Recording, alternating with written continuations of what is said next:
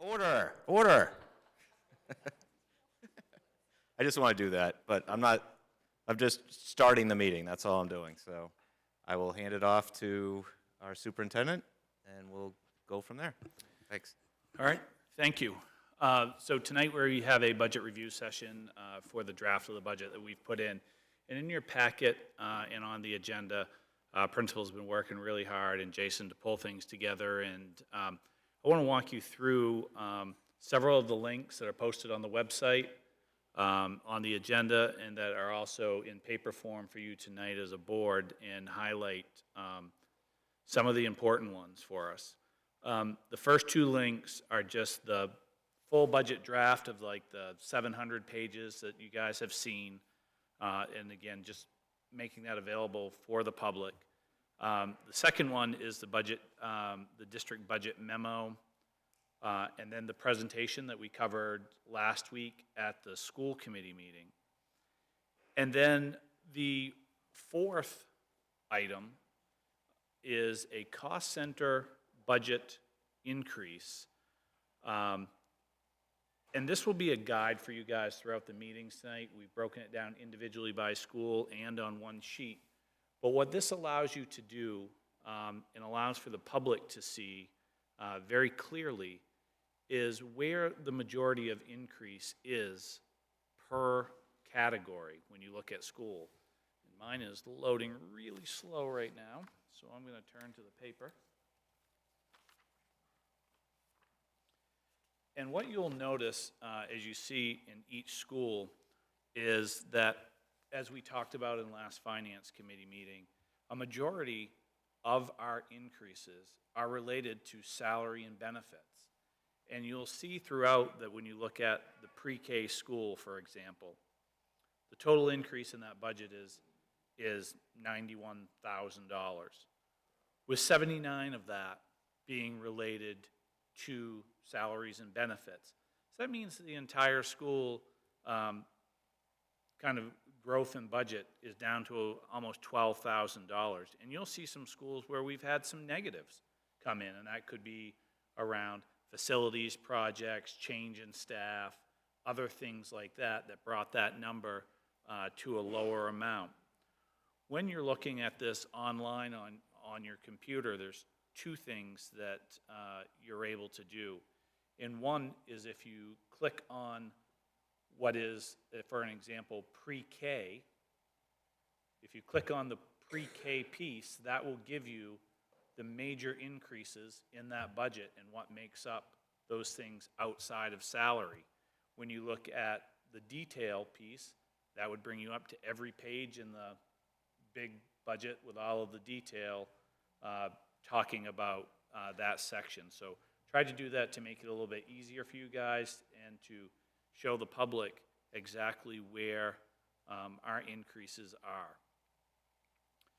Another item that we will talk more about with the City Council that we worked on this afternoon is just trying to get an idea of the impact of the bond, because we'll be voting on two very important things in the budget in June. Hopefully we'll be voting on a successful school budget, and hopefully we'll be voting on, as a community, the state-funded and local projects. And we're starting to do this work over what we could expect based off the current situation, increases to a $400,000 home based off a $40 and a $45 million bond question as we put those together. And so we felt like since we know that that's upcoming, that's something for us that we need to keep in mind as we move through the budget process, because that will be something the public will be weighing in on, and we want to get that information out as early and as often as we can so that people understand the impacts. As I pause right there, are there any questions that you currently may have just about any of that information? The summary sheet you just referenced, and we got this file. I just wanted to ask quickly, there are other pages below it that have page references. Yep. but there's no, is that, It's so that if you click on Burn School, it would take you to what the major things, if there are any. it just, each page doesn't have a title of where it is, but it does have a page number, and that's the page number in the book here? Yes. Okay, all right. So if you're looking for an item, it's on that page number so that you can reference that towards the big book. Are they newer or older?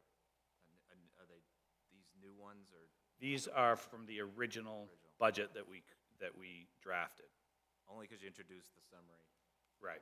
That's why I'm asking. Okay. Yep. That's it. Okay, now, a couple of things that, as we continue to refine the budget over the last couple of weeks since we've kind of handed it off to you guys, we have found a couple of items that I think will make our work here as a committee easier. The first piece, as you know, there is the Paid Family Medical Leave Act passed through legislature and the governor's budget last year. And we received some guidance from the Department of Labor and Drummond and Woodson that says if you are in a contract right now, if you're in the middle of a contract, you do not, two things happen. Employees aren't eligible for the benefits, and as a district and as an employee, you do not have to pay into the program until your next contract. So in that situation, when we go through our teachers, because the only staff that it would have that this would support would be teaching staff, because we settled that contract last spring. We can decrease $73,000 from the budget. That's a pretty good get for us. We also had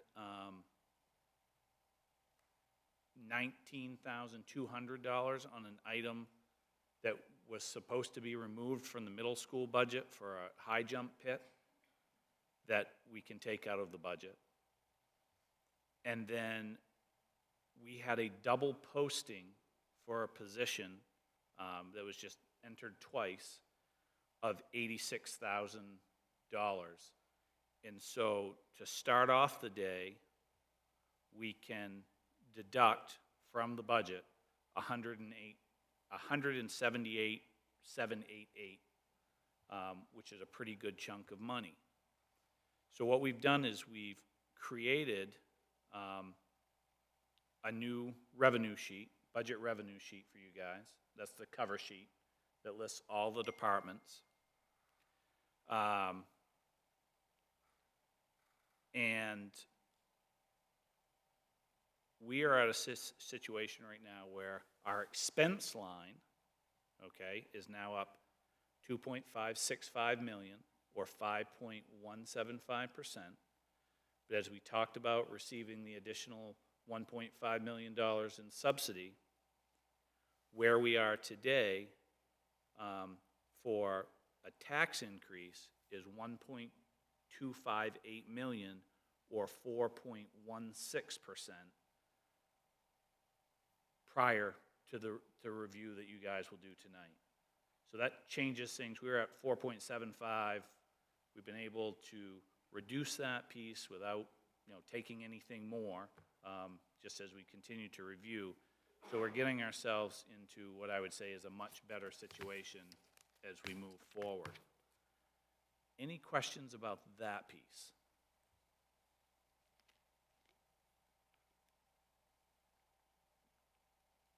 Okay, so what I'd like to do now is you have a memo from each principal which just highlights their budgets, things that we focus on. Class size is one of them, making sure that we have right ratios in there. And then also, kind of fairly boring budget requests where they look at the fact that this is about staff and programming.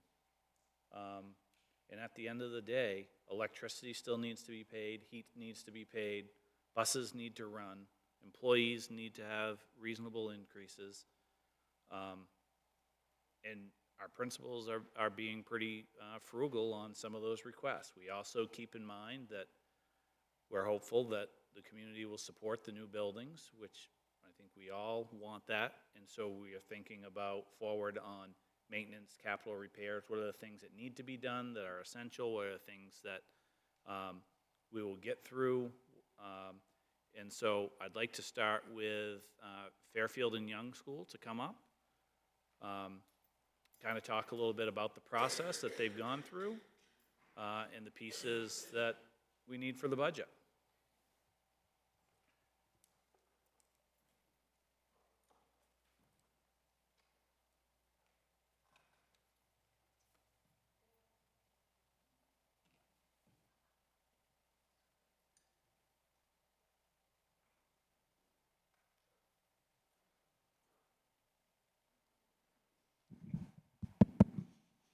Good afternoon. Okay.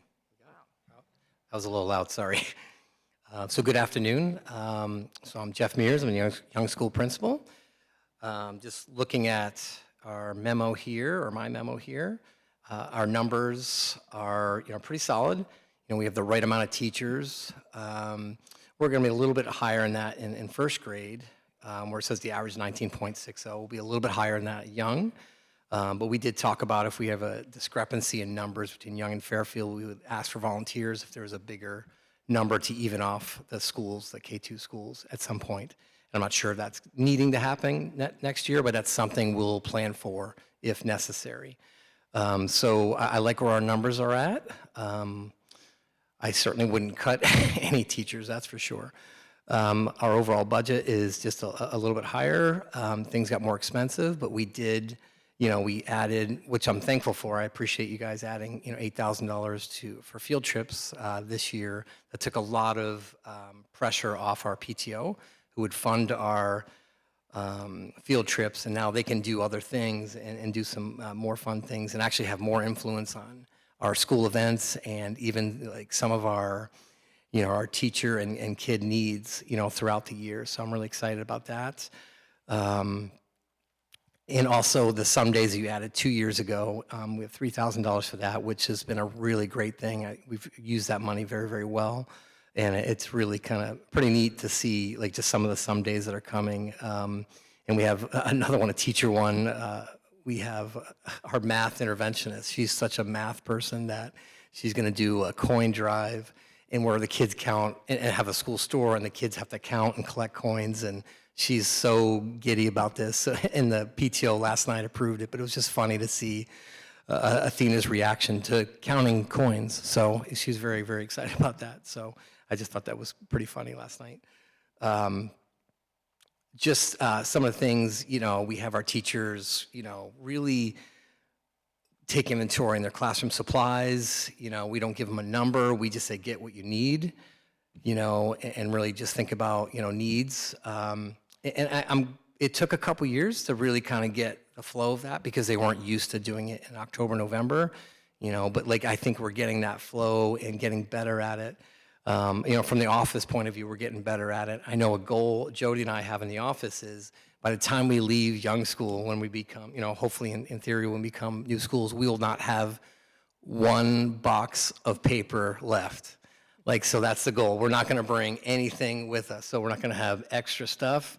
We're going to bring as little over as possible. So I'm starting to hone in on what our needs really are for paper and for other things. So I cannot wait to see that teacher room when we're leaving school and it's going to be empty. And Jeff, I just want to follow up on that to the board, is that's one of the things we have started to think about, is that I had some experience where I had an opportunity in a district where we closed the school and we changed around.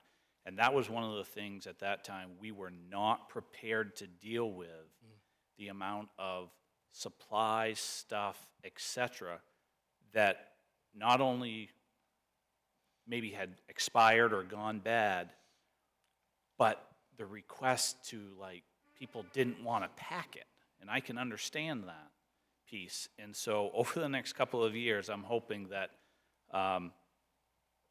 we can figure that piece out by good management of our principals and staff and pulling things out, because at the end of the day, no one wants to box up reams of paper and have them then be unboxed in a new building to go into a shelf. Right. That's something that we have to manage and to start thinking about, because at the same time, we as a school committee and the city will have buildings that will be hopefully turned over to them, that will have a lot of disposal and things to think about. So managing that process is something that we've started to look into, make sure that we're on top of it, and just, knowing that at the end, there will be a lot of eyes looking on what's left in buildings or what's going in the trash and things like that, and we want to be the best stewards of the tax dollar as we can. Thank you. Also, we're really trying to be purchasing research-based intervention tools, just with Meg's help and our literacy team's help, and also our math team help, just to really help be more effective in what and how we teach, and just to increase phonics and word study interventions, things like that. So we're just trying to hone in and be a little more thoughtful. Instead of having many different things, we're trying to hone in on what's our best research-based curriculum. So things like that we're really trying to hone in on. And I think we've gotten better at that. We did reduce the technology coach that Fairfield and Young shared, as you guys know. Just some of the needs, what I'm excited about, it looks like we're going to get the installation of the airphone, where we will have that exterior door to Young locked. Like right now you can come in and then the interior, that second door is locked. But just, I don't feel like our person in the office or really anyone would be as safe as they could be, where if we have a camera on the outside and that second door is locked, we're much safer, and then Jody or whoever's in the office can buzz that person in. So I'm excited about that. I'm also, talking to Jeremy, we've talked a little bit about maybe doing definitely more swipe cards. What is a challenge when we have subs in the building and other people in the building, we give them keys, but they come and go and they'll unlock like the door to the new building, or they'll unlock the modular to Franklin Street, and sometimes you can't tell if it's locked or not. So I really would love to have, like, kind of be able to swipe our way in to every building. Then every door is locked at all times. So, you talk about safety. I think that's, something I'm hoping to, for facility needs, those kind of things. And just, continue repairs as needed. I'm trying to be as bare bones as we can. As possible. I have our PTO, it's willing to do some things in that middle hallway. They put up like a century wall, but also someone's painting a mural to make it as nice as possible, which I'm really excited about. But we're just not willing to put a lot of money in it because there's no reason for that if we're going to be moving out in the next few years. So that's our budget. If anyone has any questions. Just a couple of things about facilities. The airphone system will be worked on this spring. And then when you think about Young School, and we'll talk about this at Fairfield School as well, adding some additional door swipes to the portables. Young's got a lot of different ways to kind of enter or exit that building. And while we made some good gains last year by getting swipe cards installed on some of our main entrance, we're going to start looking at seeing what we can do for the other doors, because we will be there for another 3 years. Yeah. And looking at the portable piece, and then when you'll see it on Fairfield's, just replacing the portable doors and looking at, the swipe cards that may be needed to be expanded in those facilities.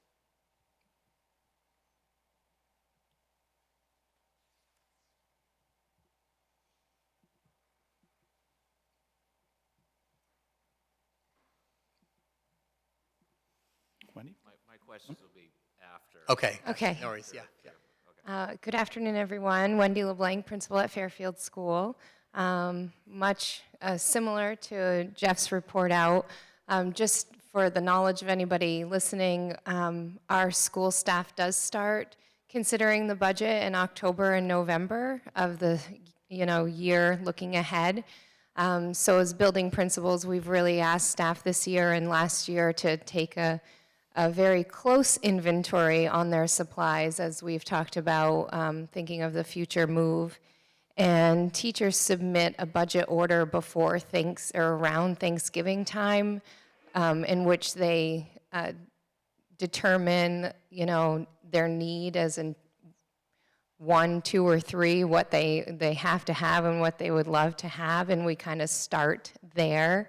Once they've submitted that is when we, as administrators, sort of compile the whole school's budget in general. But just as last year, our budget looks really, really similar in terms of, as Jeff mentioned, field trips and some curriculum needs. There's no additions there. Teacher supplies are all consumables, what they would go through in a school year, and they are also sharing a lot of those supplies to help each other out. And and then everything else is reflected in, contractual increases and, for example, in the contract, cost of living, or however that turns out in the budget and future and the moving forward each year. And I'm happy to answer any questions that anybody may have.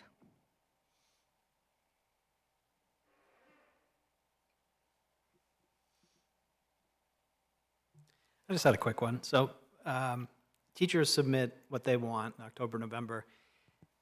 Do they get notified of what's, accepted, or how does that part work? They submit, so if there's any question, in my building, they submit a spreadsheet that I create, that they duplicate, and any reviews or any questions or anything that maybe I'm like, we probably aren't going to do that next year, I would have a conversation with them so they would know what is being put into the budget or not. Then if we submit that and have a meeting with the superintendent and review our school budgets and anything, we've had to make some adjustments. Like this year, we did make adjustments, but anything would be a conversation with the teacher so they would know that's how it is that's how we've done it. Yeah, same here. It's like we're that first catch. If there's some things like, I know second grade tried to put something through, I was like, that's not going to happen. So I let them know, and then they resubmitted it. And then we meet with the superintendent, and then the superintendent tells us what we need to cut, or that he likes the budget, whatever. So, and that's kind of our second thing. Also, there's some requests or some items that might be able to go into a different line. So it might not be just general supplies, but maybe that's instructional equipment or another place where we can make the appropriate adjustment and be able to put that through. We also rank them 1 through 3, like most important, they need it. Number 2, second. Number 3 is like, I wish I could have it. So if Jeremy, comes back to us and says you got to cut X amount of dollars, we go with the number 3s first. So like that's something that helps us. So. And then, Jeff, just for your information, what we would do on our end is, as we continue to manage the budget throughout the end of the school year, as we get around April and May, as we start to evaluate where our lines are and the things that we have left, that could be when I would go back to principals and say, hey, it looks like I may have some funds available in here. I know that we cut this table from your budget. How about we go and order that now, because we could get that piece because of, whether it's shifting in staff or other savings came through the year, substitutes were light, that gives us a little bit of play in the current cycle to then go back to the things that they may be requesting that didn't make the budget, and that's typically a rotational thing. Is it, I didn't hear it, electronically? Yes. So in terms of submitting the budget, yes, and it's a great way for links to be dropped, and yeah. And if you don't get in is it kind of impossible to not get in whatever requests you might, a teacher might have or whatever, or is it ever possible that it just doesn't get filled out, or? It would be possible that in our software, like last year, Yep. there was a couple of, you have what you build as a requisition, you save it. ADS is not always the best program in the world, and sometimes when you, so like a principal would go, and let's say that I asked Jeff to edit a requisition and either drop it down or add it up, and then you save it, and Jason reassociates all of those to the budget. There are times where things will just get get stuck or don't get picked up, or someone didn't click a box. So you'll have some misses from time to time. We had that last year on, Yeah. $30,000 or $40,000 worth of supplies, but that's where we manage it throughout the year and get them back in. It's not a perfect program.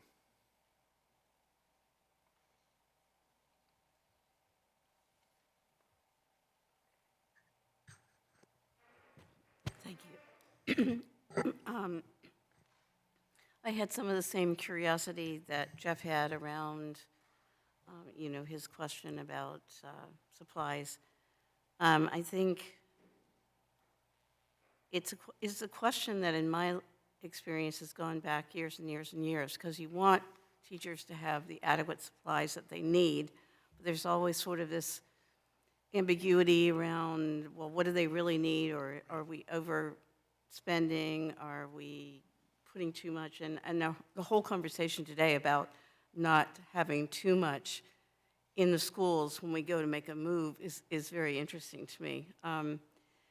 My question is kind of an odd one, I guess, but when you have new employees, new teachers in the district, is there sort of a learning curve for them around how do we manage this whole question of supplies, or your whole procedures around filling out the forms, as if you will? I just wonder if a new teacher coming in, whether or not that means they're new to the district or just a new teacher, if that's sort of something that you have to kind of pay attention to and make sure they understand the process.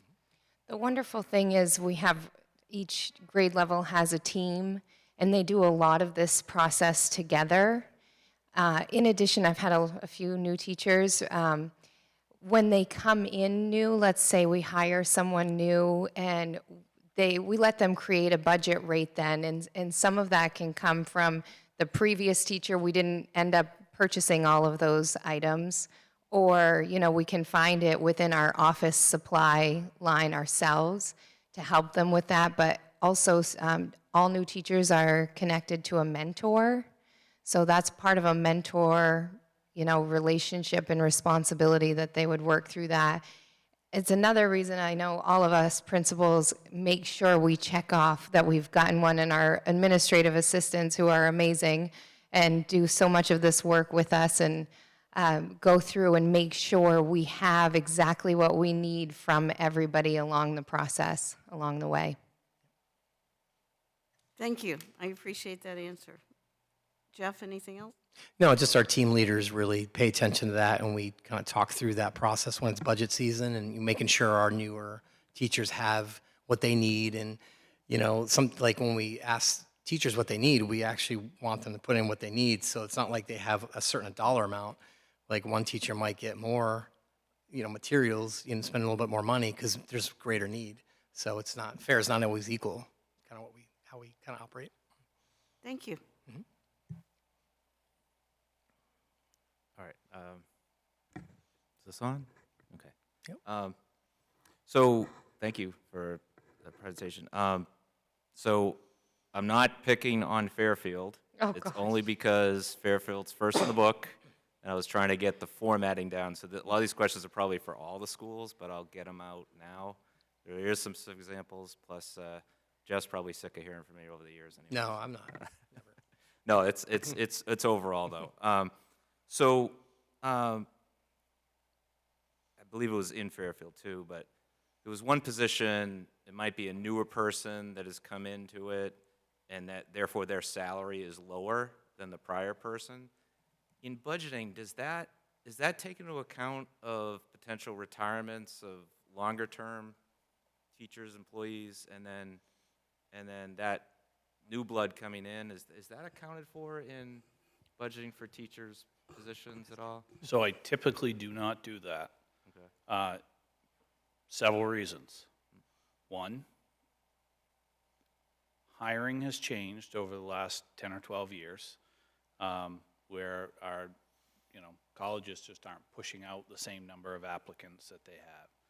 The other piece is that can come in through that, and while we use that as an anticipated savings in the other year, is because many of our current staff have changes over the year, which could impact your health insurance, like getting married, having a child, and those things sometimes, you know, again, when Jason's building this budget, and the staff budget's probably built around early December, there's just so many of those openings. So if you had a swing from an employee who, you could be a very veteran staff member, high on the scale, but you may only be taking a single health insurance, which is around $10,000. Person retires, you may replace that individual with someone whose salary is $20,000 lower, but they also may be at the point in their life where they have their children on their health care. And so over time, in my experience, tells me never to mess with that piece, and you just readjust the next year. Unless you're in a really tight spot, that's something I just haven't recommended, because you just never know what's going to come through that door. The other piece that is helpful is that, and we'll track this over the summertime, of last year's, you know, personnel cost replacement, and try to have an idea of where we go for several reasons. Could have one of those, you know, like a couple of years ago, when as we had an influx of students, we needed to hire ELL teachers. That's one of the pots that we would be examining to say, can I assure you that we have some money in this pot? And that's one of the things I would ask Jason to do, is Jason goes to that list, we look through it, and we say, okay, yeah, there were some savings and hirings over the summertime. So that tends to be, that would be my recommendation to you guys on that piece, just because there's so much unknown, and a health insurance policy can change things so drastically. Well, I asked for a couple of things because I can't find it quick enough, but there was one position in this situation that I think that's the case, that it was a newer person within the Fairfield. I didn't want to get person's names of the position at all, just want to know if it was done for that. And then also, it was from our last meeting, but knowing that, of course, whatever cash reserves we have, we can't use that necessarily in the budget process. But you mentioned, Jeremy, that you can go over budget by 10%. So between line, you can. Yeah. Anything more than that, typically you would come back to a school committee or a council based off what your local historical pieces have been, and ask for a move in between those.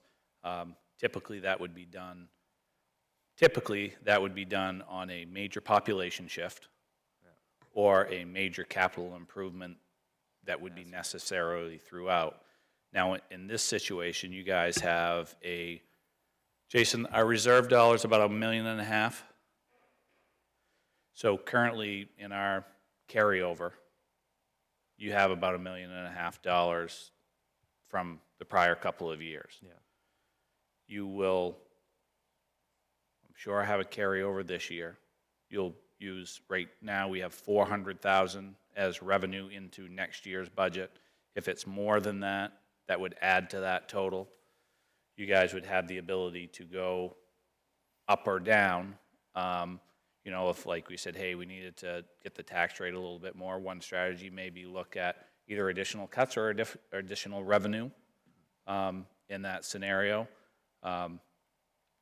With the amount of money that you guys have on hand,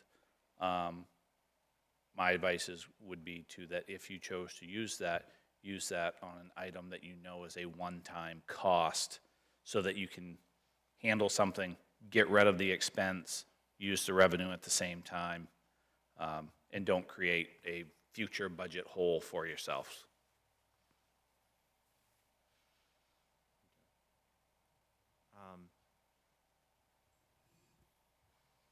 All right, on expenses outside of staff, teachers, even supplies, you know, it's not for 3 or 4 years, but the schools will be combined with Burns. Has there been budgeting talk amongst, first with you guys and Burns, about going to some of these vendors that supply the schools and and try to talk to them about, be ready for this and see if there's savings now that they can adjust to, that they would service together the schools, or? We haven't started that process yet. We're starting to align our staffs more together. We've been focused on that, where we're trying to do some more things together because we want staff to get used to each other. But we are starting to streamline just some curriculum type of things and just where we're headed, just philosophically to make sure our schools are together. But that's certainly a conversation we will be having as we get closer, because we're closing in on, was it 3 years from, this summer we'll break ground, hopefully. That's, the goal. Yeah, there was a, Cleanorama was local, there was a piece of equipment in Fairfield for $9,000. Could that be used for both schools? I do know what page, I can look it up, but I'm not quite sure. It's a floor machine. Oh, 25, well, the big book, I don't know on your page, but, I think that operations and maintenance would probably be able to answer that a little bit better than me. I would hate to say something yeah, after this incorrect. meeting, I was gonna sort this by, not particularly by school, but by that, okay. And then, back to staffing, Young is okay with ed techs, but Fairfield needs 2 more, based on population of the schools, and that seems to be the only difference between the increases. I mean, yeah, you talking about for going into next year? Yeah, Yeah, as of right now, yeah. okay. Yeah, just the needs, it's hard to really know. Can they jump to either school? Mhm. Okay. all right. Yep, we've done that quite often, actually. Jess has adjusted that. Kevin, I would want to answer your question about companies. Yep. 100% Meg and I, at this point, have started that process of, one, getting approached by them. Yeah. And we had a conversation with the DOE, was it last meeting or the meeting before, Meg, where we talked about, okay, so how do we bring vendors in and create that almost like convention-like opportunity for us to look at equipment, look at specialized pieces. We have a system right now that we're working on that's going to be piloted in in 3 rooms at Saco Middle School, a speaker system for voice amplification, which would be something that we would probably love to have, and we're going to try it there first. You've got your alarm companies, they're coming our way, and once you have a positive vote, it will be full steam ahead on those pieces.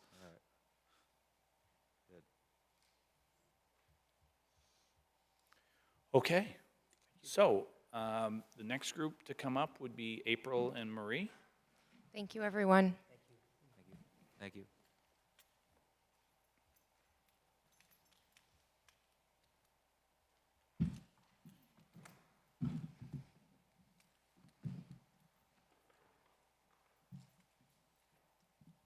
Hello, everyone.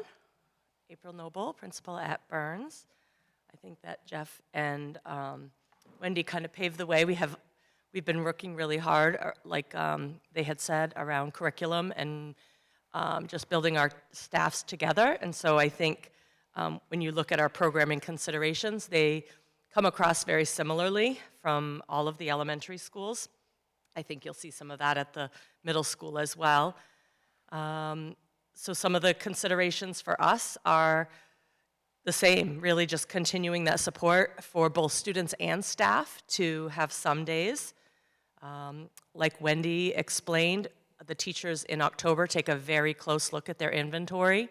And what I'm finding with staff now is that they're not ordering, as much as they might have ordered in the past, but they're putting out a message on a Monday morning, like, I'm in need of 25 popsicle sticks, and in, 20 seconds, they're taken care of because they're sharing amongst one another so that we're not overstocking our supply closets, but we have everything we need to kind of make sure all activities are able to take place. Something we're really focusing our attention on are those research-based intervention tools. Jeff talked a little bit about that, specifically for reading and math, and really taking a focus on word study and phonics in the area of literacy. And that's for classroom intervention as well as pull-out supports from our specialists. Just replacements and updates for classroom libraries. Jeff explained that we don't give teachers a number. We don't do that at CK Burns either. We say, what is it that you want? We prioritize.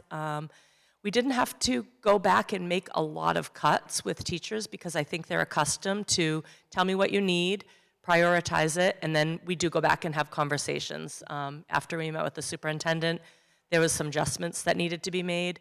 One example is a few teachers have ordered like whiteboards in my building. If you don't know what a whiteboard costs, it's pretty astronomical. And we have a membership to Ruth's Reusables.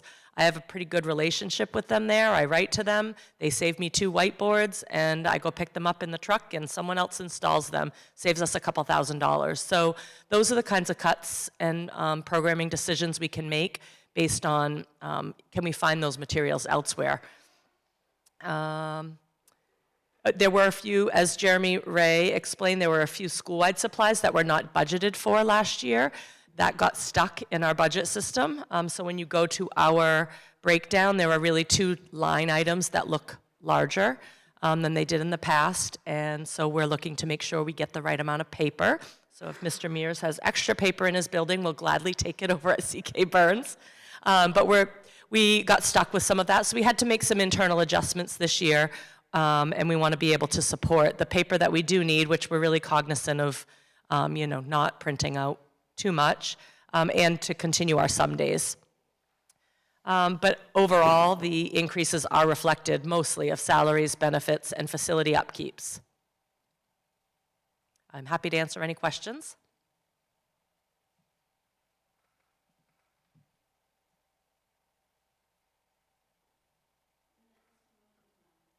I'll wait, same. Yeah, great. Good afternoon, Marie Susi, principal at the middle school.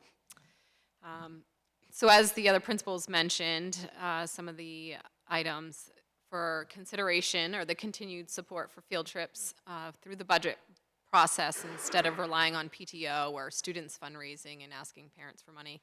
That's really been a great addition this year. Continued support for some days. As Superintendent Ray had mentioned, we do have an additional $19,200 that will be cut out of the athletic supplies we had put in for a high jump mat, and then after going through the process, that was supposed to be removed and realized it didn't get out. So the increases really only reflect operation salaries and benefits.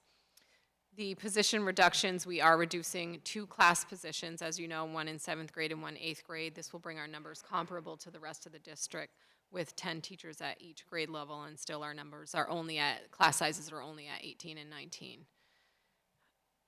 And then we continue to work on the facility. It's been really great to have the improvements that we've had the last few years. We'll have continuation of painting throughout the building, replacement of floor tiles throughout classrooms. So we did a lot of that last few summers, pulling out carpets and replacing with tiles, and that's made a huge difference. Enhanced security in the entrance area, excuse me. We are replacing the portable classroom out back with a permanent structure, and then renovating what we call the H wing. So that was the wing upstairs where they currently have some walls for classrooms, but not any ceilings, and just going to do some renovations to improve upon the effectiveness of that space.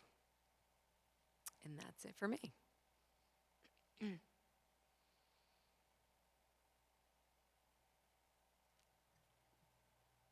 I have a question. I know it's too extreme to ask, but I think a lot of progress has been made at Saco Middle School in terms of the physical plant.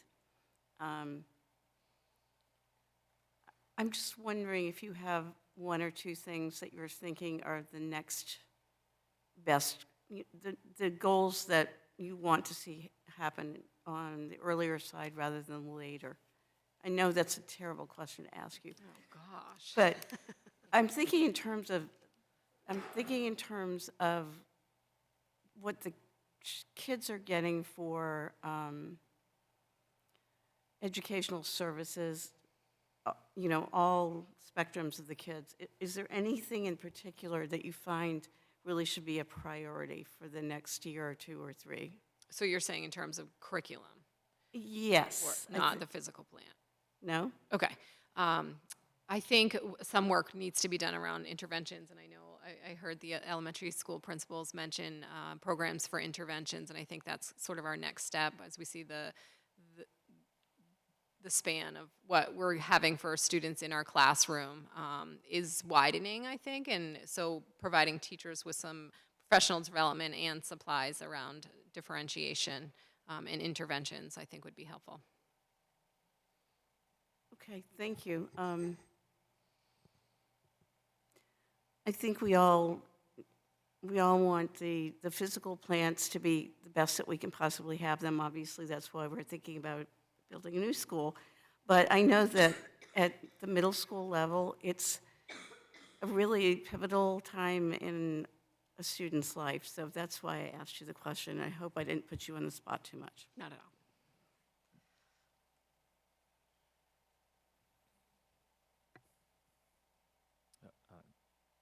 All right, one specific question for Burns, April. Substitute teachers, just a straight up $60,000 increase. Is there an issue with subs going on this year that you're realizing you gotta? No, we have, I mean, I think Jason kind of worked on looking at average over time, and we really don't have anything substantial that we're planning for. We currently have a couple maternity leaves that are taking place this year, but that's pretty typical that we might have 1 or 2 per year. And I think we've just over budgeted in the past. If I'm wrong, Jason, correct me, but really it was looking at over time. I think we had over budgeted for too much in that substitute line and looked at an average. So you think you were over? I'm sorry.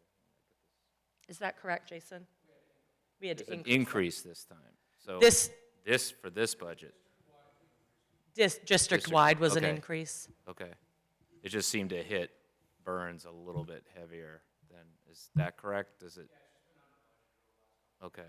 I wouldn't say there's anything substantial, though, like Nothing where teachers have specific. Yeah, been out you're- long-term. It's been pretty typical for, a medical leave or a maternity leave, but nothing abnormal.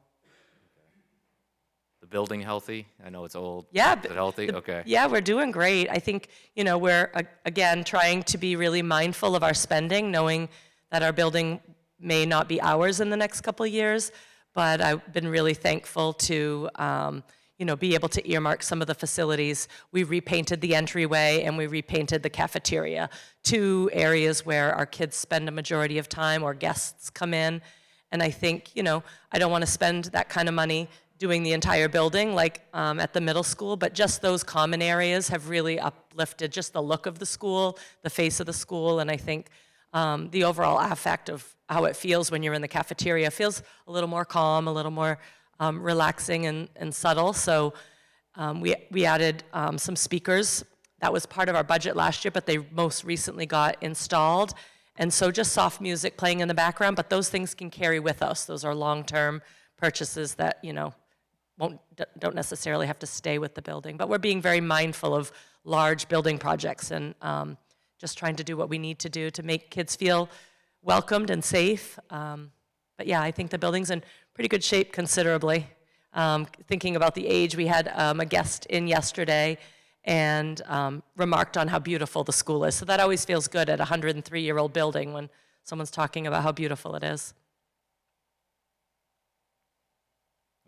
It's a nice building, and if we want a good condition, if we end up selling it, I have a preference that I'd like a medical health office building be in our downtown, and has good bones for that. And you got the park and overall health concept of it. But in the meantime, we have it. Hopefully, as nothing goes further wrong in that basement. Is no flooding this year, or?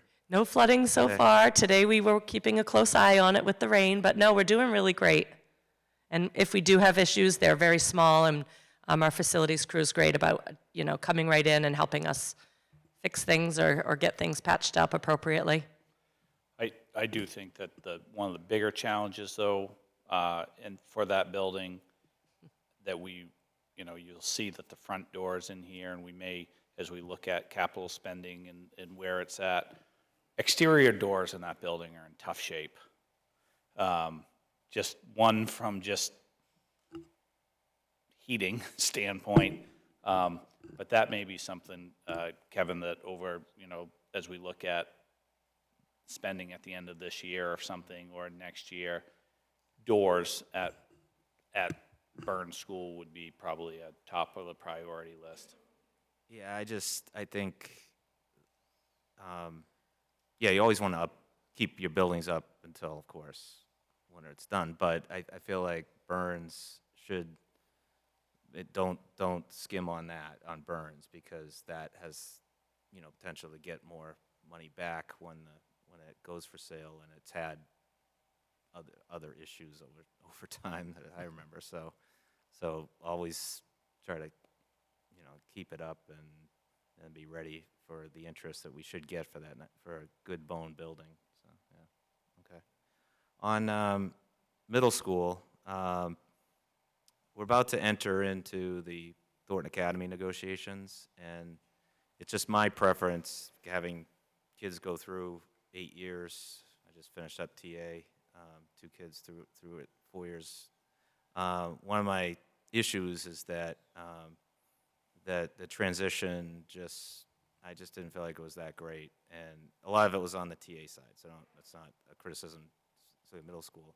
But I'd like to see a little bit more alignment when we have this, when we start talking the contract, and making sure that whatever resources they're given, I mean, there should be I just feel like there's not much difference between 8th and 9th grade besides a new building going in. And I know maybe because of student counts, there's 2 classrooms that aren't needed because of the 6th through 8th student count is just down.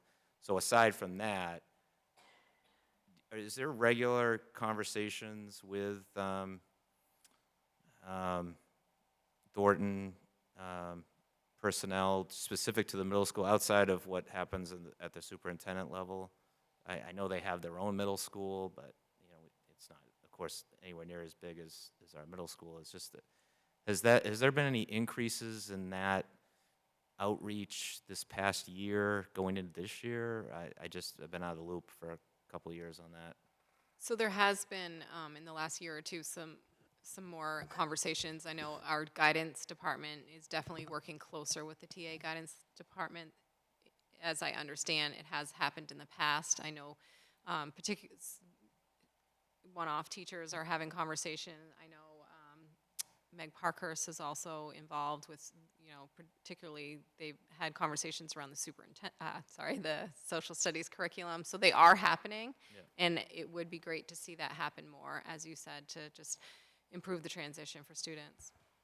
Because from their side, I would like them to put some resources back to you. If we're going to fund them X, then I'd like to see a little bit, liaison more or something, that there's a little bit more interaction from their side. So, okay. I think one of the things, Kevin, that we've started to have conversation on is that one of the things that's a little bit tough, and we hope to have some proposals for the school committee, is calendar alignment. And a lot of that is there's a big difference between currently the pre-K through 8 system has the Wednesday 1 hour every week. That does not line up or provide us with much opportunity to have those vertical level conversations. And so superintendents in the area and with Thornton Academy are talking about ways of putting proposals together that might allow us some opportunities to, maybe if it wasn't every week, but every other week with a little bit of longer time, that would give us at least a structure to start more vertical conversations. Because quite frankly, if our 5th grade teachers want to go over and have a conversation with 6th grade teachers, by the time her 2 hour and 45 minutes is done and Marie's is just starting and buses are leaving, it leaves like 30 minutes. And that's not, we need to just think about that a little bit more of, how do you even put that structure in place?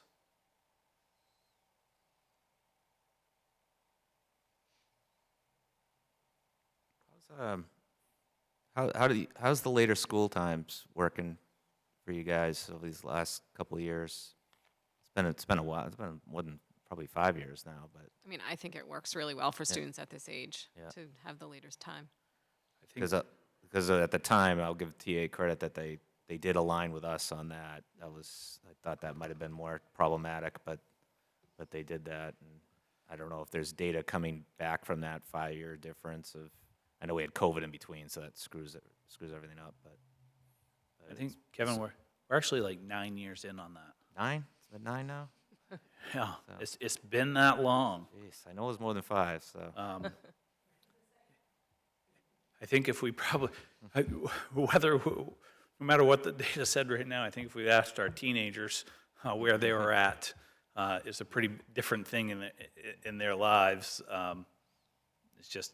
It's been 9 years, been that long. That was just my number one example of TA aligning up, like they came through, or I didn't know if they were going to do it. I think all the communities who took that charge together did a really nice job collaborating on something that put the best interest and health of our kiddos first, and it was pretty remarkable. Last question. If we had put the new school on the Saco Middle School campus, what would be your number one worry on that? My number one worry? What would be number one worry of that? Traffic. Traffic? Yes, traffic. Okay, I just kind of spread that word around in case that bubbles up again, okay? All right, so. Seem to be answering that same question all And the you know, time. Kevin, that's actually a pretty good point, and that's a pretty good reasonable, because as we step into the future and we think about other pieces that we have to deal with as a group, we've had a lot of support from the police department, public works, like trying to manage a situation that is very tough to manage with that traffic. And that probably does need to, at some point, come back to the front of the table to say, is there a different design that would change that situation? Because, quite frankly, Marie and the teachers and the staff, they're out there managing that every single day, and it complicates it with bus driver shortages and things coming in. But we haven't solved that piece of one way in, one way out, and a loop that, it's hard. We back up out onto the road no matter what, and that's not safe. So that's still a problem that, as we move through things, we got to have some solutions for. And I certainly pity Burns now. I drive by that. It's just amazing the 10-year difference on that one. That's been 10 years, so, or 9 years, I know that. So.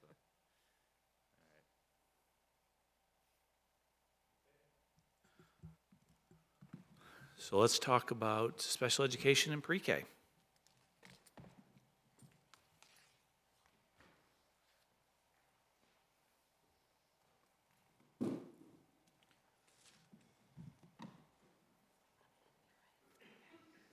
Hello, everybody.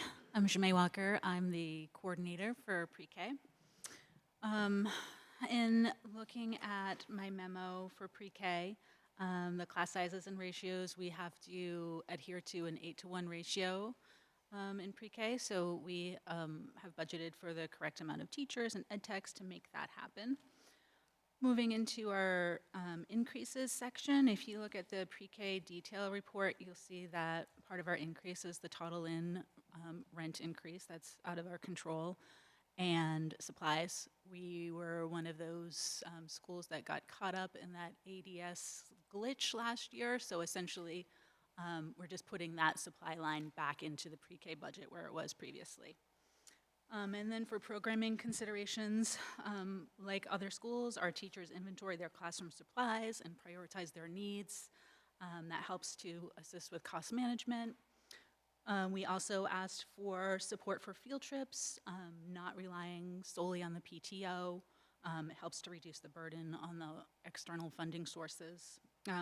School-wide shared supplies, that helps to maintain cost efficiencies as well. It helps to streamline the ordering process. And like Jeff alluded to earlier, I have a visual of how much paint I have left, how much paper is left, so that I can work that stuff down and get through the year, but not have extra stuff that we're going to have to pack up and move at the end of the school year next year. And as always, we're always updating our classroom libraries as well. And that's it for me.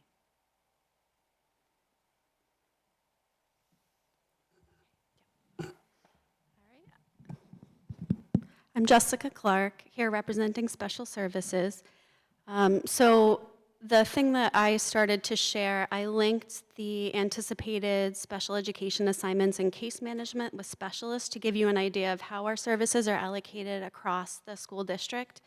To give you an idea of the case management limits that we're looking at, resource teachers can manage up to 25 students. So those are where it says strides and resource, inclusion and blended, and then the programs paths and coasts do have a significant limit on the program numbers due to the fact that they're specialized treatment programs. So that's our day treatment and our functional life program. But this gives you a good picture of how services look across the district. If you look at specialty services, we do support Thornton Academy in all of the specialty services. We do, at some point, speech and language, occupational therapy, school psychologist, and BCBA. We are this year required to contract above and beyond what we had on our own staff to support the needs that came in.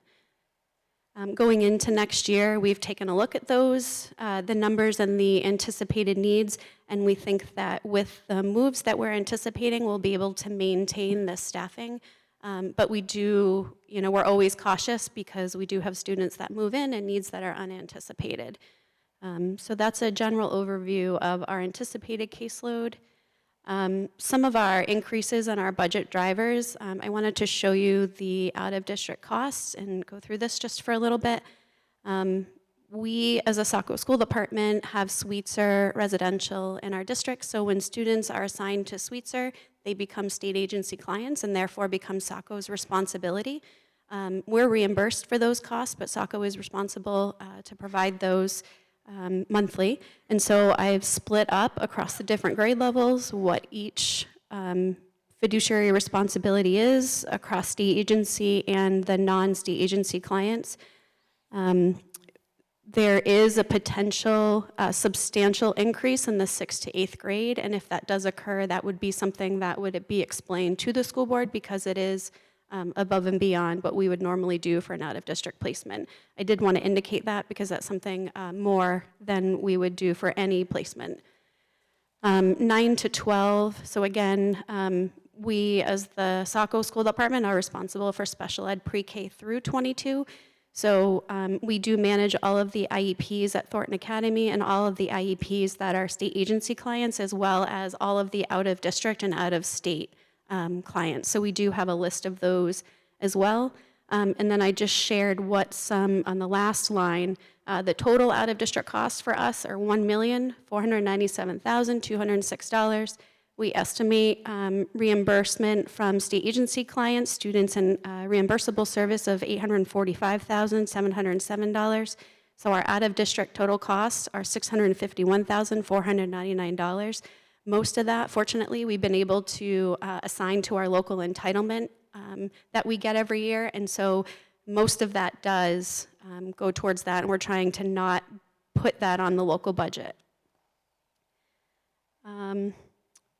Salaries and benefits, again, is the biggest driver. We do have two things that were a little bit more, and that's what was indicated in the special ed detail, and that's ESY costs.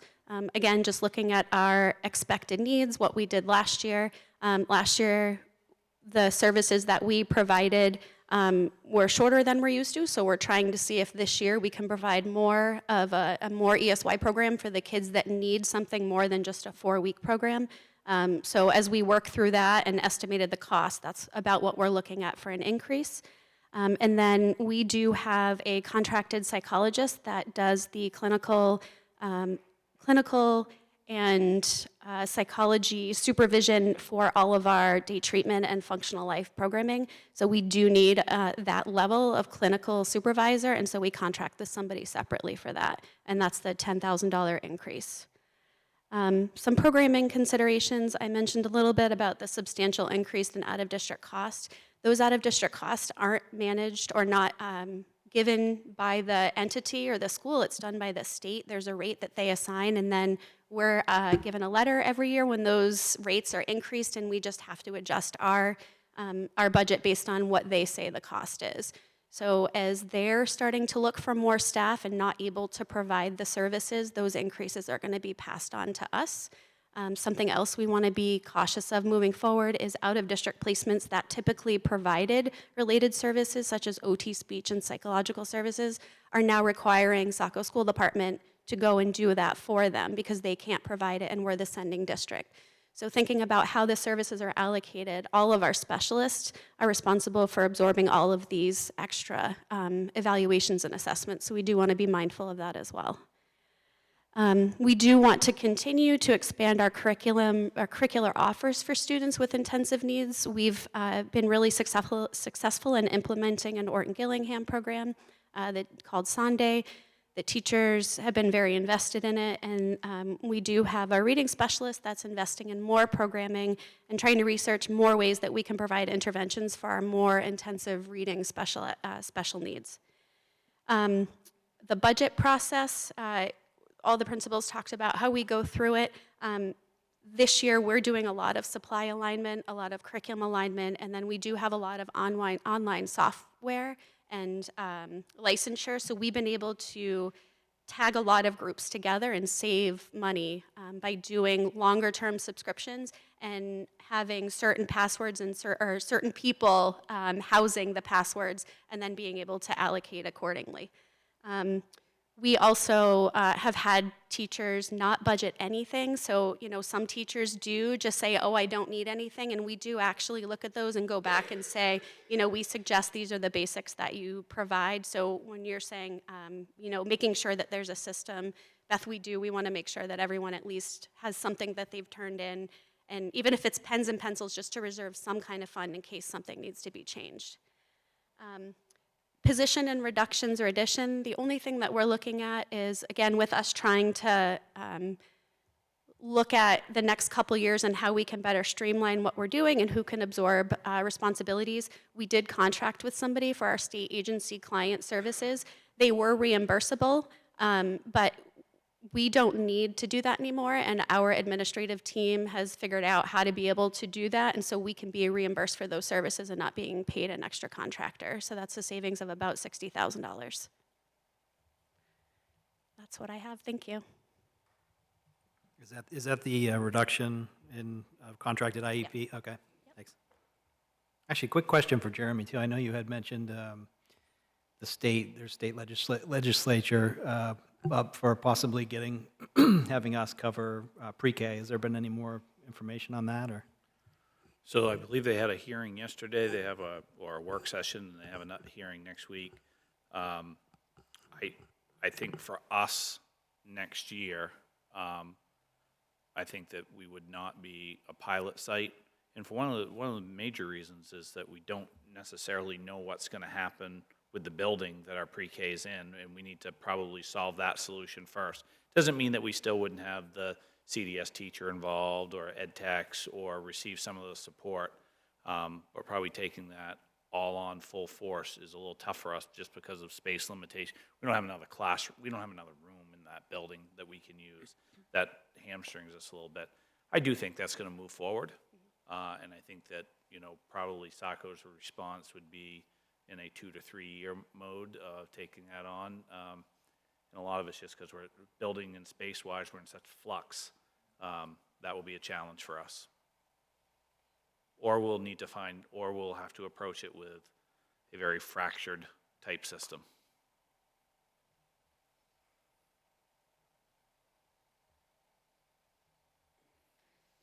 One of the other pieces I would want to just, make sure that we understand in the back of our minds on the special ed side of things is that we are seeing many more kids coming with IEPs into our system year over year, and kids who are not getting enough service prior to, which complicates the challenges that we have once they enter school. And so that percentage of kiddos who are coming in with IEPs or special services is closer to 25%, when that number probably used to be 15% or greater. And so that's something as we think about whether it's CDS services and making sure that we have kids that actually receive them once they qualify in place, or that we have space, or that we have staff. Those are important issues for us to deal with as we move into the future and try to sort out that whole switch in organizations, because it will happen. I am proud to share, though, that we serve right now in the pre-K, all of the related services except for speech right now come from Saco, and we just started doing the social work this year, and I think that's been really helpful for that transition for families too. Definitely. So we do, I mean, even though we're not a pilot program next year, I think we do a lot of the same things just to keep that communication and just the transition a little bit more comfortable.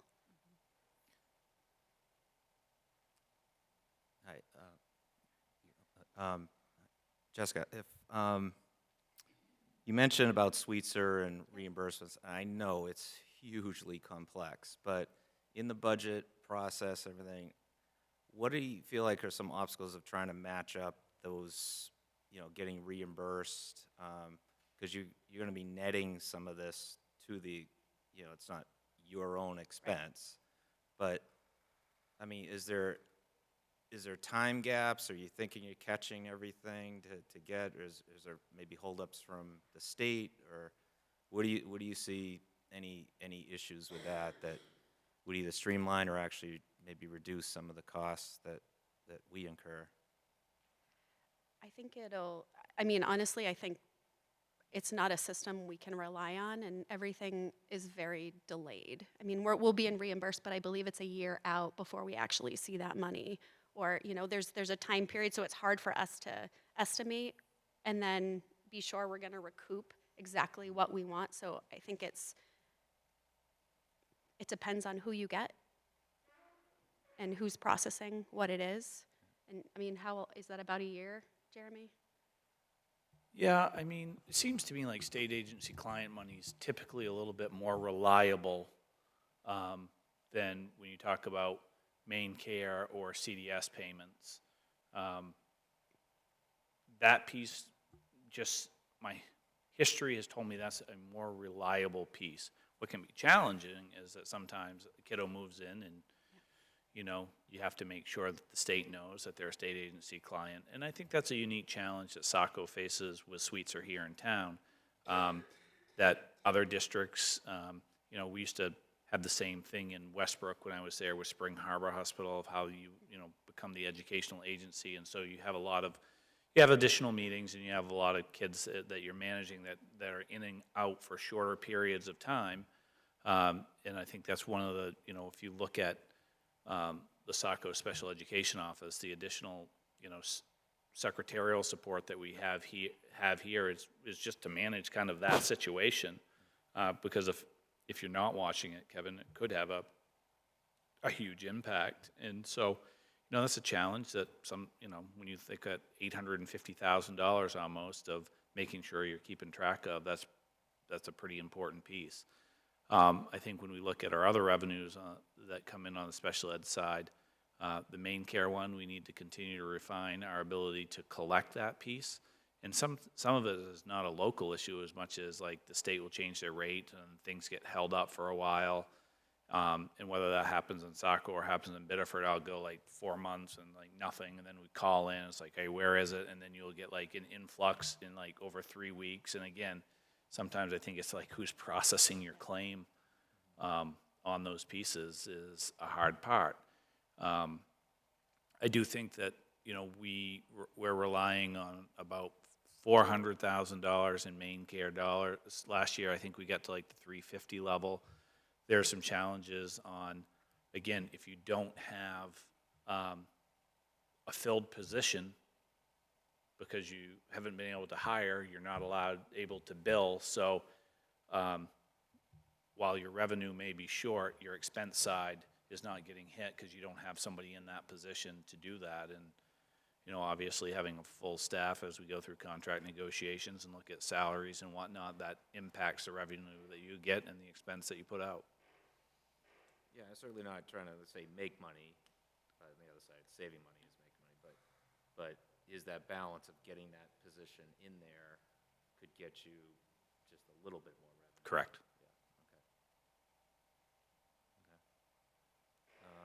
On the kids on the asylum kids that are in, is that reimbursement broken up between special services and the schools that they're going to, or? So silent sleeping kids would all fall under just regular instruction that would fall under each school budget. Okay. The reimbursement that we would get from the states on page 2 on the 279, which is the additional weight. I think we feel, Meg, that there's probably at least a couple more years of that. At least, I'm not even sure there's plans outside of that to not do anything different. I think that the challenging piece with that is not so much having additional students or those pieces, is there's a lot of movement.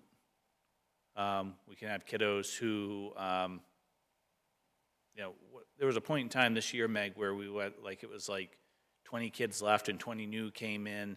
That becomes the more of the, I would say, the strain on us is that as people find housing that's more permanent in nature and they move, that we get a different population of kids that we don't know yet. And that happens on a fairly consistent basis. Quick accounting question for you, maybe for Jason too, but that whole timing issue of getting reimbursed, is that like put in a receivable and that's followed up, or is it booked when it's only comes in? So it'd be booked when it comes in and we actually get it. And again, one of the pieces that's a little bit different, like an account like, so main care would not be in your general fund. That would be a revenue in. Our state agency clients, for some revenue does come in, but it's just a transition off into those paid facilities that we have. So it's a revolving situation that you'd have, because again, that number could increase, 4 students could drive that another $250,000, or you have a situation where 4 students don't come in and it goes down. And, some of the challenges that, Sweetser has, the same challenges with staff as well. And at one point, I know that some of the facilities were looking at decreasing the number of beds that they have in inpatient pieces. So that's in flux a lot.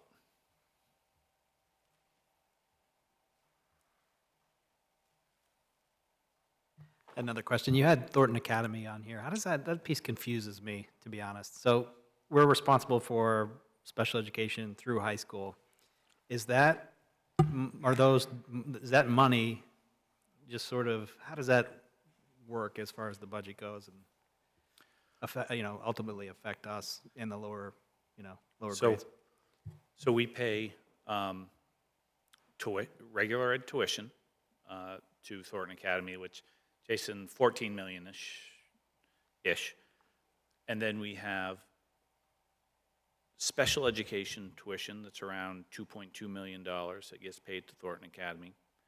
And then we have the out-of-district costs that would be what you saw on that sheet. So really, when you look at regular ed and special ed instruction, it's those 3 numbers added together.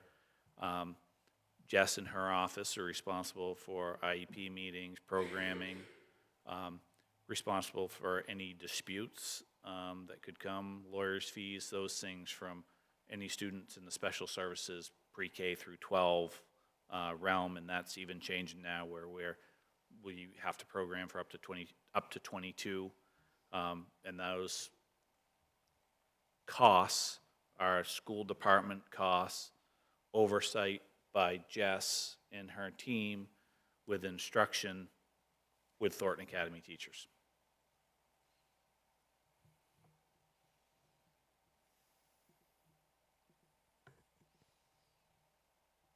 We do provide those services on top of that tuition, though, correct? The Correct. special ed tuition. So the services that are moving up our staff is in addition to both tuitions. Correct, like we wouldn't have, even though that, like Jess is responsible for special education, it's kind of in our budget, and parts of her time are spent with that age group of population. Who has to actually like submit for, say, if it's a main care type thing, who's submitting these claims or whatever, if you will, and then how does that whole piece work? So that would be submitted through Jess's office. I think that one of the discussions Jess and I have been having is whether we would use a little bit more main state billing, take that out of the hands here, hand that over to a company that are the experts that probably have a way better connection. And when I say connection, I mean they know how to pick up they have the ability to pick up and talk to somebody in the main care office when there's billing problems, whereas they'd be like, yeah, we don't know that, we're not. So we're examining that piece, and I do think that we will probably head down the road in the future with a recommendation to do a little bit more through a company. You lose a little bit of the revenue, but at the same time, I think you protect yourself from audit situations. You protect yourself. I don't want to say protect yourself. They enhance probably the billing of what you can bill for. They know the ins and the outs, and I think that may be a service that we want to use more in the future. Yeah, I mean, I just envisioned that being quite burdensome, so, yeah, Yeah. it's a good idea. Yeah, we Which- do have, oh, sorry, go ahead. Which again, in this budget, we're asking Jess and her team not to have a contracted service for IEPs. That we're saying, hey, look, in order to save money, we're going to do that here. But that may be an area where there's some relief on her team from doing the billing.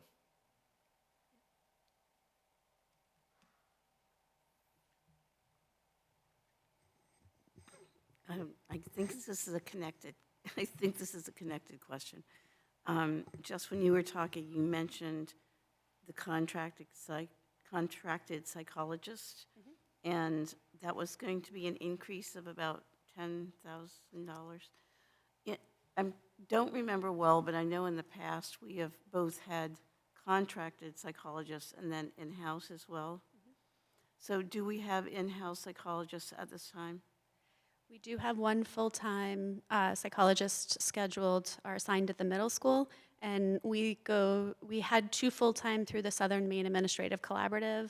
One had to leave for emergency reasons, and so we're contracting to make that other spot. But next year we will post for that opening, and if we can't fill it, we would anticipate to continue to contract. Okay, and I'm sorry, but I'm sure I didn't catch it exactly. So the reason for this contracted psychologist this coming budget season is because, I'm sorry, I didn't catch your For reasoning. our day treatment, all of the main care billable services require an extensive evaluation done by a clinical psychologist. So we contract with this specific individual because she has the credentials to do those types of evaluations that make us eligible to receive reimbursement. Okay, I think it's coming together, thank you. Sure. In my mind, I mean. So is there an extra credential you're getting that is the cost difference? Okay. Well, no, it's her time. It's her services for those evaluations above and beyond the others. Yep. Yep. And if we weren't able to bill, then we wouldn't have that contracted provider.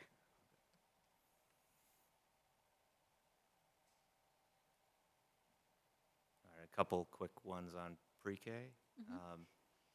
It's not being televised, is it? Just give the landlord the best from me, okay? So. Yeah, you like that one. So. I had to, so I'm back. Anyway. But you guys are doing a great job. Supplies, this whole kind of conversation about overall supplies, pre-K, you're having a reduction alone of says $11,000. What's going on there? A reduction of There's a 11,000? reduction there. It was on here and then in red. I was under the impression that it was showing as an increase. It's an increase. It's an It's just highlighted red. No, on this page, on the binder too. Now I flipped ahead of it. I can't go all through. Well, after this, Jason knows I'm going to ask for the supplies altogether, but I swear there was a reduction for you guys, like specific. Not that I'm aware of. Okay. I read it as an increase of 11,000. I'll bring it up if I flip back here. Okay. Down? Oh, on that, yeah, I saw that on that page, but it was in this binder. It was a different, I think it was flat 11 in this binder. It said supplies. And I'm like, why is pre-K getting hit more for the reduction than maybe as a percent? But I don't know. I'll get back. No, I'll our circle supplies back were here. hung up last year, so we're Okay. putting it back into the budget this year. I think that was it. I think I'm good. Okay. I'm gonna look that up. Thank you.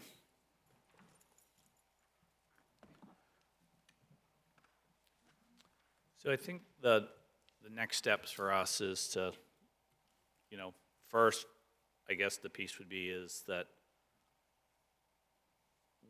we had come up with $178,000 in items that were either duplicates or payroll tax, and my assumption would be that guys would want us to reduce those from the budget that are just kind of mistakes, which kind of puts us at a 4.16%.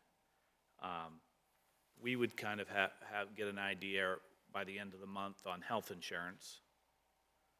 And then, as we just yesterday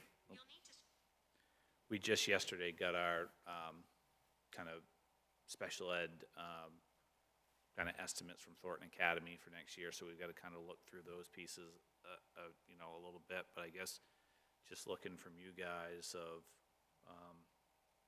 as we move towards next meeting, school committee meeting, what your comfort level is. Are there areas that you want us to look at, examine, more or less, or, overall comfort level of where you see us sitting today?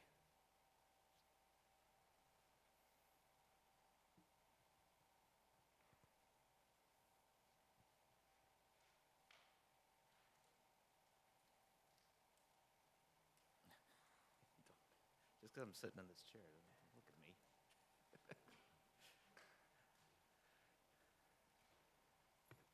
I mean, I know you got the city side. I don't have like a magic tax percent. Of course, the lower the better.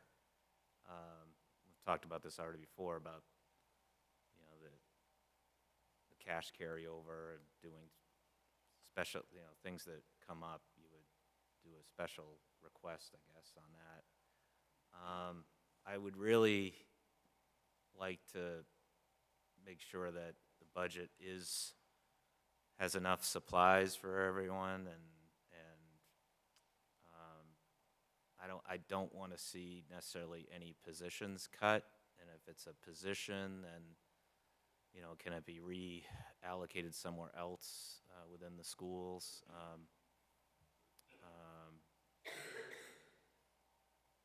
So again, just the only idea is to reduce would be, about the length of service look, if there's anything there. And then the contingency. Probably going to look back 5 years on that. If now we're in the black in terms of money coming in, I'm not the type to go zero out contingency and have a savings, but nor am I the type to celebrate if the student count for TA is lower too. I want to get away from that as well. But yeah, maybe if there was 100,000 say in contingency, that gets under 4% tax increase, or? And we don't have any additional money in contingency. The only thing that's sitting in contingency that would be a placeholder for negotiated increases. So we've got a big zero in that one. And I don't think that we necessarily need to plan for contingency, only because we do have a positive cash reserve. So if something came up that required us to come forward to the council or whatever, we have a positive cash reserve that we could draw from. No, I mean, there's a reduction in contingency already of 225, but what's to say that's not 325? You know, I don't know. Plus if you're over budget, you're okay in that 10% range to begin with.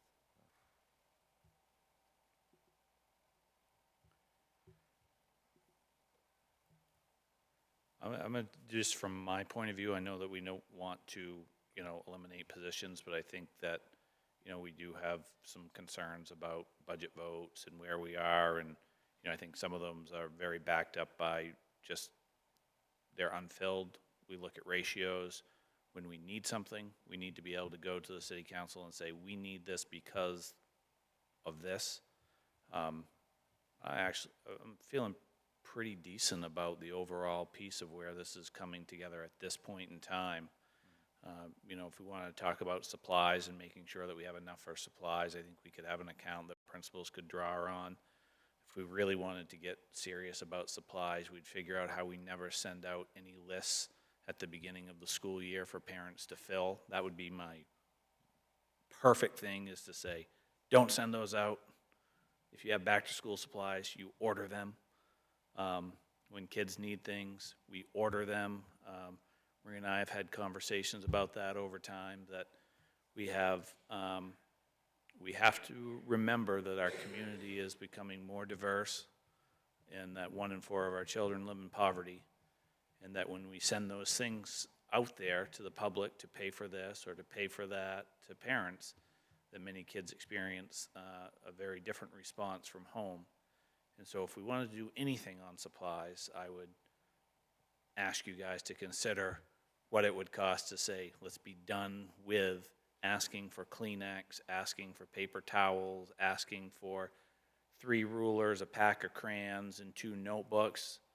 Because I bet that if we took all of our schools and looked at that number, my guess is that's under $15,000 probably total. And every parent on a nice night at the last week of August is not running to Walmart or Target. I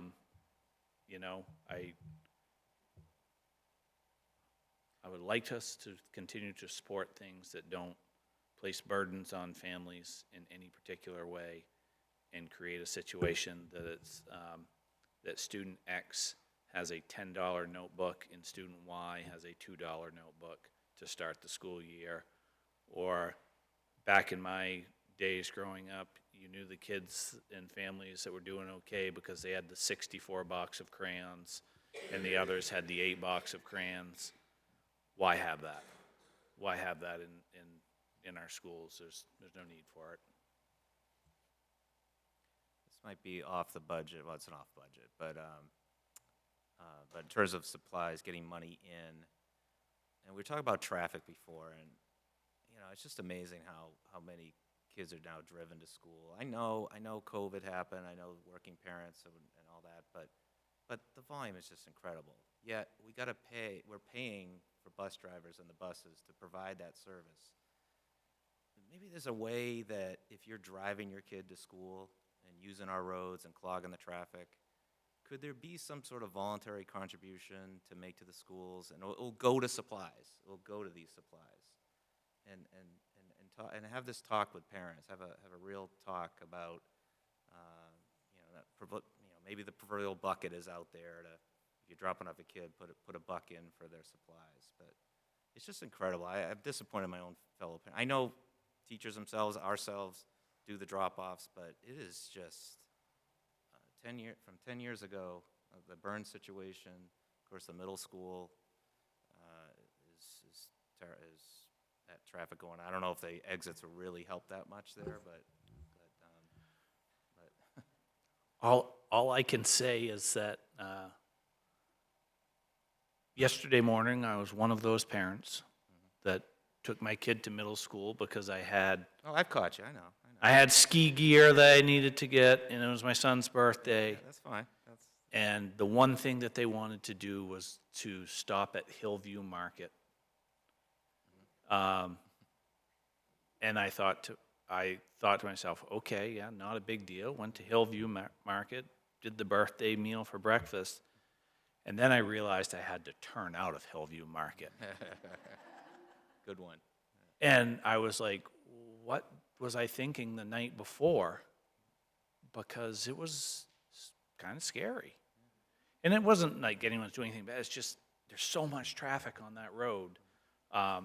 Or going to Burns School. Or I think one of the things that, you know, when we talked about emergencies and we talked about all the things that we would do different, and traffic at Burns School and the response from families on a day like that of how we are so responsible as schools for the traffic situation that occurs right here before and after school every day. And certainly it could be something that would be interesting to explore the why on some of that. And, you know, I think in some of those why situations is that parents who are both working, having the opportunity to have your kid in the car for 20 minutes and have a conversation with them where they're maybe not on their phone and you're talking to them is actually, in some pieces, Kevin, a pretty valuable part of the day because you don't get many of those opportunities anymore. And I do think that's a cultural shift as well that's occurred. That's fine. Yeah, but it's just the volume of it, and if it's every day, and we're providing these bus services, I think if we explain it to some way, it's like, hey, look, we're spending money for half-empty buses that these parents aren't using, so then, you know, we have a shortage of supply funding.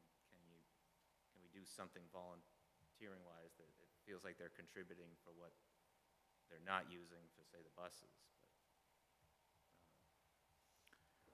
Let me talk that piece over with the principals and see what we can do, but I think there are several things that we can consider. We do have another meeting at, they need this room at 5:15.